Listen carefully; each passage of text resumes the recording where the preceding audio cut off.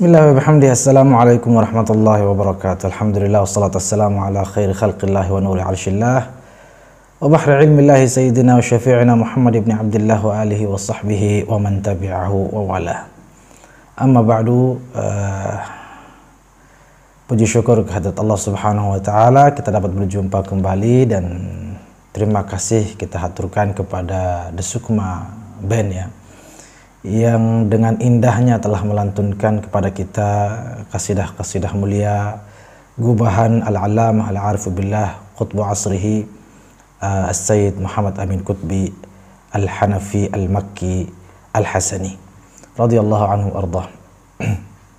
Kita akan lanjutkan sedikit insyaallah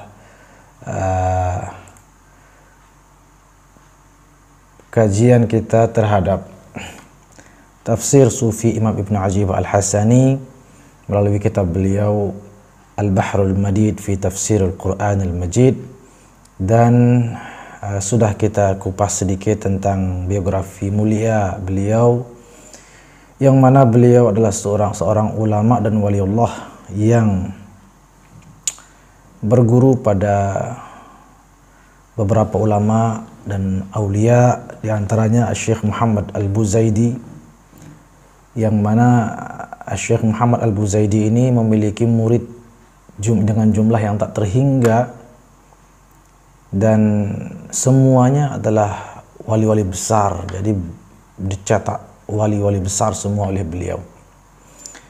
Namun di antara wali-wali besar yang dicetak oleh Syekh Muhammad Al-Buzaidi ini, yang paling menonjol kebesaran kewaliannya adalah Al-Imam Ahmad bin Ajibah Al-Hasani radhiyallahu anhum ajma'in. Sampai kata Syekh Abdul Qadir Al-Kuhani, seorang ulama juga yang pernah meringkas salah satu kitab atau karangan Syekh atau Imam Ibn Ajibah, beliau mengatakan, Syekh Abdul Qadir Al-Kuhani, bahwa andai kata Syekh Muhammad Al-Buzaidi punya satu murid saja, yaitu Imam Ibn Ajibah, itu sudah lebih dari cukup. Subhanallah.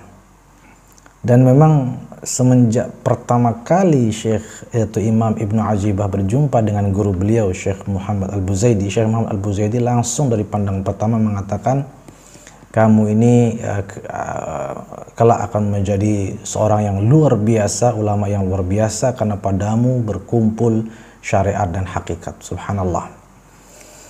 Nah, untuk pertemuan kedua pada bulan suci Ramadan ini, kita akan mengkaji tafsir Sufi surat An-Nisa ayat 64 dan sampai kepada 65. Berikut ini kita simak. Bismillahirrahmanirrahim. وَمَا أَرْسَلْنَا مِن رَّسُولٍ إِلَّا لِيُطَاعَ بِإِذْنِ اللَّهِ وَلَوْ أَنَّهُمْ إِذ ظَّلَمُوا أَنفُسَهُمْ جَاءُوكَ فَاسْتَغْفَرُوا اللَّهَ وَاسْتَغْفَرَ لَهُمُ الرَّسُولُ لَوَجَدُوا اللَّهَ تَوَّابًا رَّحِيمًا. فلا وربك لا يؤمنون حتى يحكموك فيما شجر بينهم ثم لا يجدوا في أنفسهم حرجا مما قضيت ويسلموا تسليما. A'udzubillahi minasyaitonirrajim. Wa ma arsalna mir rasulin illa liyuta', dan tidaklah kami mengutus rasul kecuali untuk ditaati biiznillah, dengan izin Allah. Jadi nggak mungkin Allah Subhanahu wa taala mengutus begitu saja tanpa tujuan, tapi melainkan memang harus ditaati, dipatuhi, dipanuti, diteladani dan seterusnya. Dan yang harus diketahui bahwa Allah tidak membutuhkan para rasul, tetapi Allah ingin memuliakan para rasul, ingin memberikan tugas khidmat kepada semua hamba-hambanya, lebih-lebih para rasul, termasuk juga para malaikat dan lain-lain, semua masing-masing diberikan tugas khidmahnya masing-masing. Nah, biiznillah ini juga harus digarisbawahi dengan izin Allah. Jadi beliau-beliau itu berdakwah dengan izin Allah. Semata-mata memang Allah mengizinkan, memberikan mandat untuk berdakwah, tidak asal-asalan buka internet, buka Google, buka beberapa buku langsung berdakwah dan menuntut untuk ditaati dan dipatuhi. Tidak bisa begitu, harus betul-betul ada izin dari Allah Subhanahu wa taala. Para ulama pun demikian, betul-betul harus ada izin dari Allah. Dari mana mendapatkan izin itu? Itulah pentingnya sanad keilmuan yang menghubungkan seorang ulama sejati kepada para ulama-ulama sejati sebelumnya sampai kepada Rasulullah SAW yang telah dipastikan mendapatkan izin tersebut. Jadi secara tidak langsung ulama dengan sanad yang jelas dan kuat itulah maka dia dapat dikategorikan juga berdakwah dengan izin Allah, menjadi pewaris Rasulullah SAW. Kemudian Allah mengatakan walau annahum idzalamu anfusahum ja'uka, dan apabila mereka telah menganiaya diri mereka sendiri. Nah, menganiaya diri sendiri di sini dengan maksiat, dengan perbuatan-perbuatan keji dan lain sebagainya, itu namanya menzalimi diri sendiri. Kenapa dikatakan menzalimi diri sendiri? Karena diri ini berhak masuk surga. Diri ini diciptakan Allah untuk diselamatkan, untuk dibahagiakan, untuk ditenangkan, untuk dipenuhi kebutuhannya dan lain sebagainya. Tetapi oleh diri kita sendiri, oleh hawa nafsu yang mengotori diri kita, yang menguasai diri kita, kita menzalimi diri kita sendiri dengan mencampakkannya ke api neraka dengan maksiat maksudnya. Jadi ketika kita banyak bermaksiat, kita sesungguhnya telah menzalimi diri sendiri, karena diri ini berhak masuk surga tetapi kita rampas haknya lalu kita campakkan ke api neraka. Kita berikan tiket untuk masuk neraka. Itu sungguh kezaliman yang luar biasa. Udah gitu yang menzalimi diri sendiri tersebut adalah diri sendiri juga. Jadi itu sudah kezaliman yang bertingkat-tingkat ya, berlipat-lipat. Nah, apa yang dilakukan seseorang yang telah terlanjur menzalimi dirinya, apa yang harus dilakukan untuk menyelamatkan dirinya dan mengembalikannya kepada jalan keselamatan ini?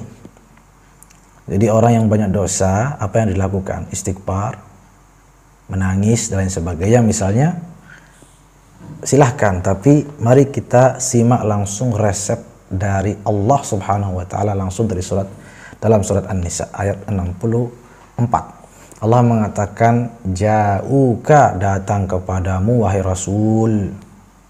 Jadi yang pertama kali dilakukan adalah datang kepadamu, datang kepada Rasul. Karena memang Rasul begitu juga otomatis para pewarisnya yang betul-betul pewaris, memang salah satu tugas yang diembankan oleh Allah kepada beliau-beliau adalah untuk menyelamatkan manusia dari dosa, dari kezaliman dan lain sebagainya.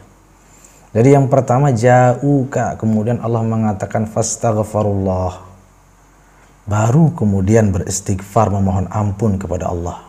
Jadi memohon ampun kepada Allah itu nomor 2 ternyata. Nomor pertama datang kepada orang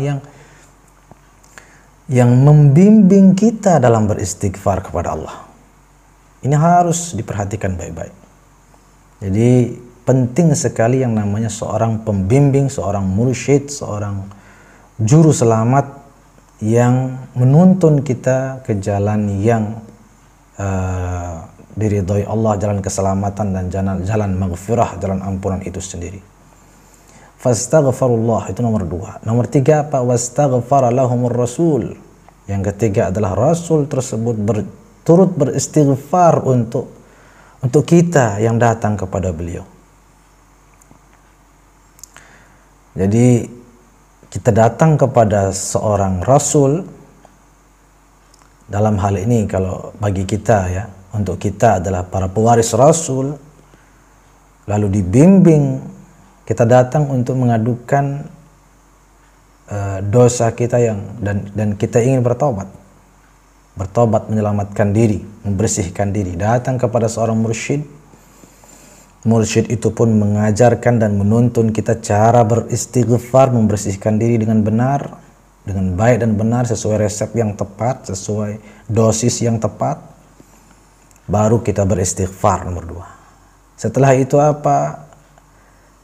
Setelah mursyid tersebut melihat kita itu sudah menjalankan resep yang diberikan dengan tepat, mengkonsumsi dengan tepat, maka mursyid itu pun kemudian memohon kepada Allah, ya Allah, saya sudah menjalankan tugas dan apa yang saya resepkan kepada hamba Engkau yang satu ini sudah dilakukan juga, maka ya Allah, hamba bersaksi bahwa dia telah membersihkan dirinya dengan cara yang benar, maka ya Allah, hamba pun memohon ampunilah dia.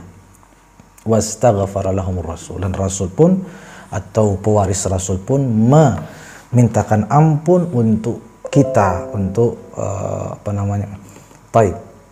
Apa kemudian katanya? Lawajadullaha tawwaban rahim. Apa hasil setelah menempuh 3 langkah berturut-turut tadi dengan urutan yang tepat tadi, yang sesuai yang diurutkan oleh Allah? Apa hasilnya? Lawajadullaha tawwaban rahim. Maka niscaya mereka akan menemui Allah dalam keadaan telah menerima taubat mereka dan menyayangi mereka. Subhanallah. Fala wa rabbika la yu'minuna hatta yuhakkimuka fima shajara bainahum thumma la yajidu fi anfusihim harajan mimma qadait wa yusallimu taslima. Dan yang tidak kalah penting adalah ciri keimanan yang utuh pada diri seseorang adalah apabila dia memasrahkan dirinya kepada orang yang memang dialah yang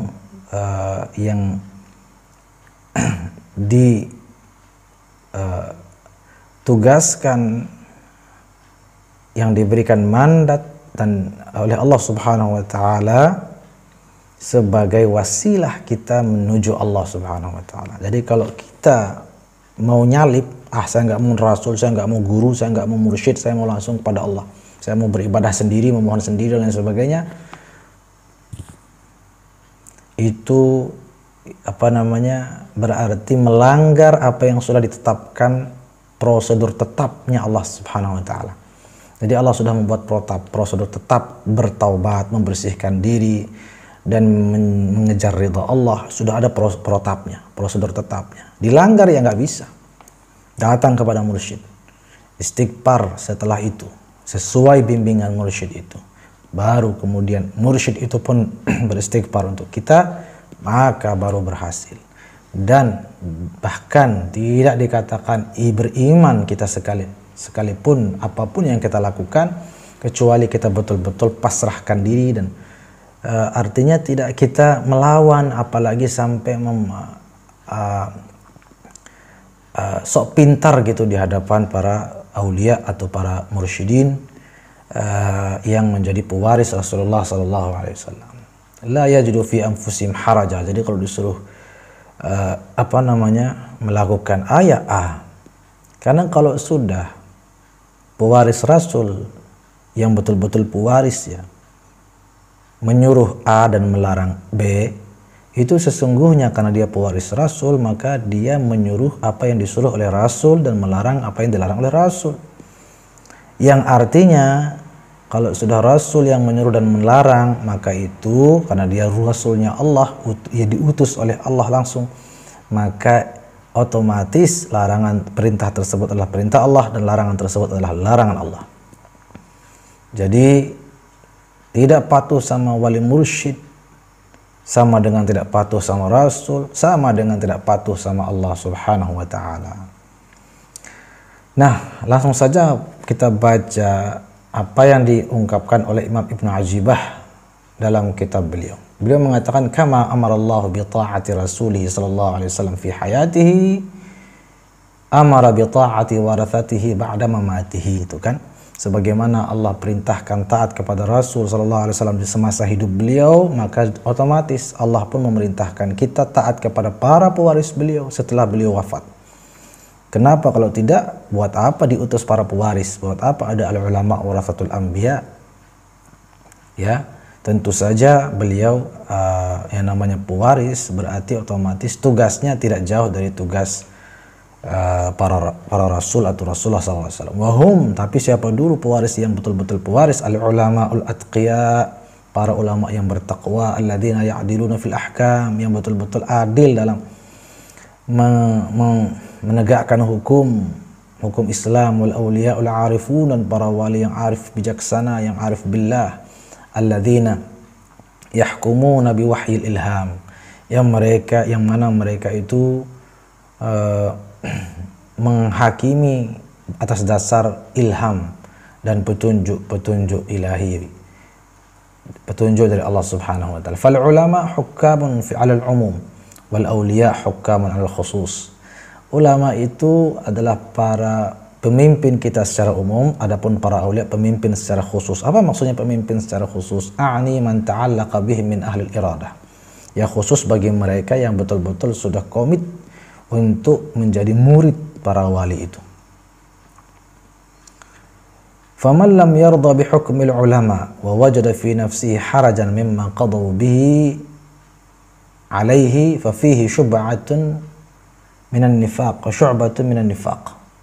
Kalau menolak, tidak mau mengikuti prosedur tetap tersebut, tidak mau ikut ulama, tidak mau ikut aulia, maka wal'iyadzu billah itu adalah bagian daripada kemunafikan.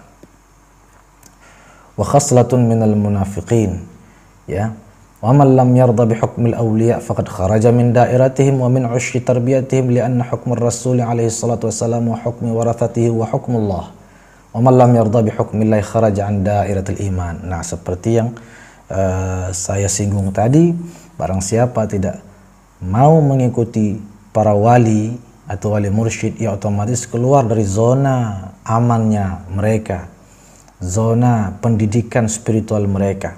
Karena sesungguhnya apa yang ditetapkan oleh Rasulullah SAW dan para pewarisnya, berikut para pewarisnya, adalah tidak lain tidak bukan adalah apa ketetapan Allah Subhanahu wa taala sendiri.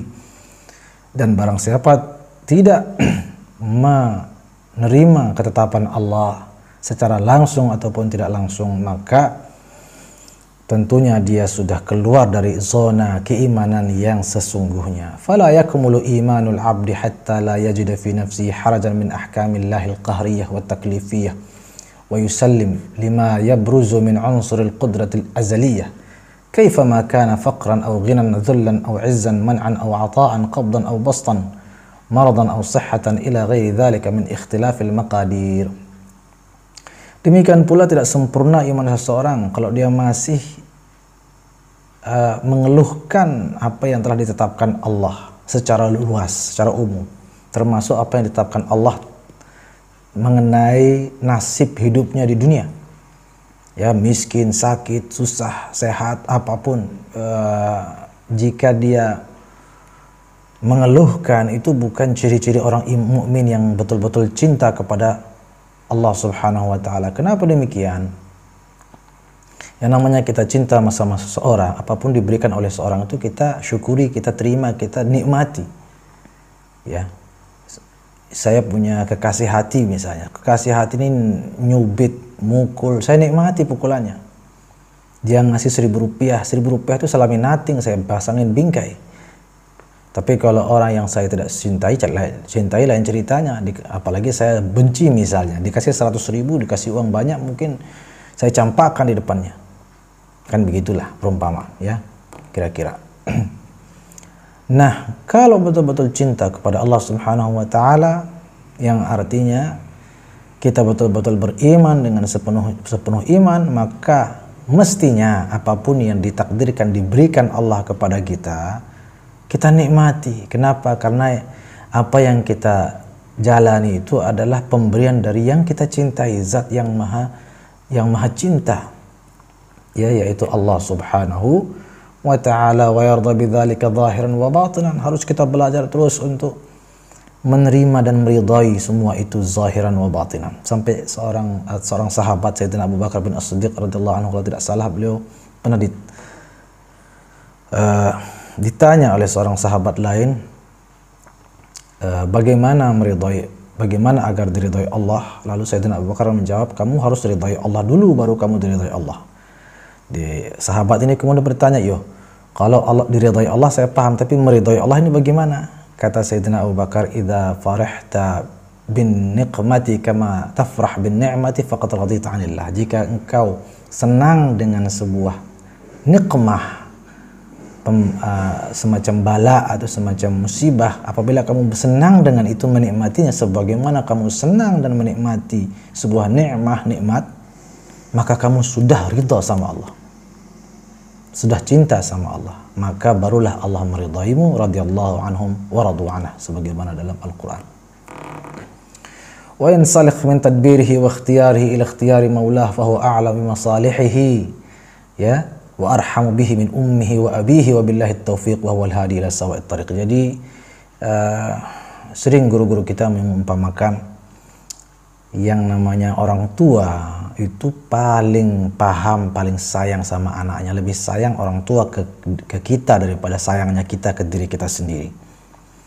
Namanya orang tua ini kadang-kadang tidak mau ngasih, malah menyakiti anaknya. Padahal anak itu kalau mau meresapi, merenungi, dia tidak disakiti oleh orang tuanya, tapi diselamatkan oleh orang tua.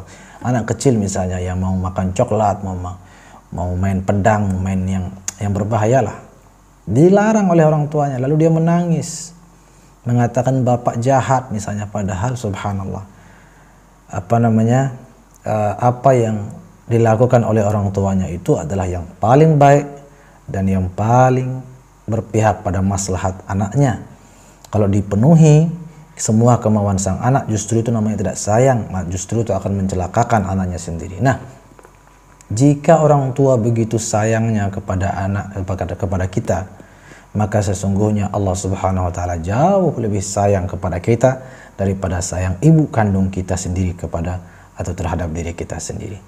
Ala kulli hal, mudah-mudahan Allah Subhanahu wa taala menjadikan kita semua hamba-hamba pilihannya, hamba-hamba yang bersih, hamba-hamba yang ridha, beriman dan patuh kepada Allah Subhanahu wa taala. Dan semua itu sekali lagi barulah terwujud secara bertahap dengan bimbingan para mursyidin, yang mana Allah Subhanahu wa taala sendirilah yang mengutus beliau-beliau untuk kemaslahatan kita. Sebagaimana Allah menciptakan orang tua kita untuk menjaga kemaslahatan kita, lebih-lebih para aulia untuk kemaslahatan zahir dan batin kita di dunia, lebih-lebih di akhirat. Amin amin ya rabbal alamin. Mudah-mudahan ada manfaatnya, dan kita jumpa pada hari Kamis yang akan datang insyaallah. Allahul muwaffiq wal hadi ila sabilillah. Assalamualaikum warahmatullahi wabarakatuh.